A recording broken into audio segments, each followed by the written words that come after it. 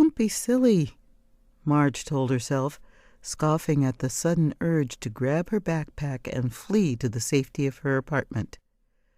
Forcing herself to remain calm, she took a deep breath, placed her sketch pad on the log, stood up, and started down the incline, carefully planting her feet with each step so she wouldn't slip on the soggy leaves that blanketed the ground. She crouched down and slowly moved aside some low branches to get a better look at the mound of damp brown earth, freshly exposed roots, and broken twigs that were only a few feet from the well-worn path. Odd, she muttered, frowning. What could have caused this? Shrugging, she turned back toward the log to resume her drawing. As she did, a patch of blue caught her eye. Denim? It looked fresh and clean, not like something that had mouldered with the leaves over the winter. A flashback from a little over a year ago, when she had opened the garage door to see the horror of her husband's lifeless body slumped in the front seat of his BMW, jumped into her mind.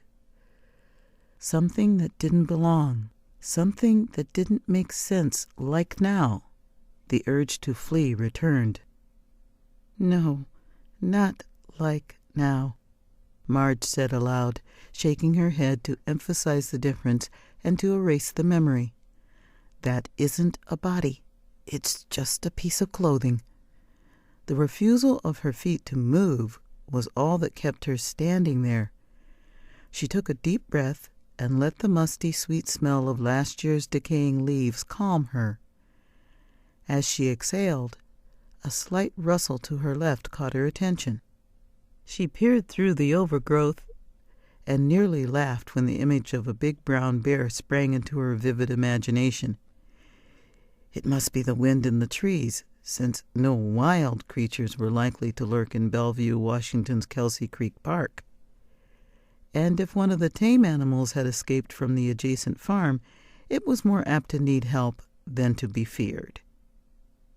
Marge leaned toward the blue cloth to get a closer look. After all, a scrap of material was no more threatening than a noise in the woods. So, don't be silly, she repeated. The squeak in her voice would have been funny if her heart hadn't been thudding so hard. Reaching over with the pencil she still clutched in her hand, she lifted the branches in front of the denim. Her head swam. She took an involuntary step back and managed to turn and take a few steps before her stomach revolted. The renewed rustling of the wind drifted off into a soft giggle that barely penetrated her consciousness. When her stomach stopped heaving, Marge got up and looked toward the sky. "Why me, God?" she cried.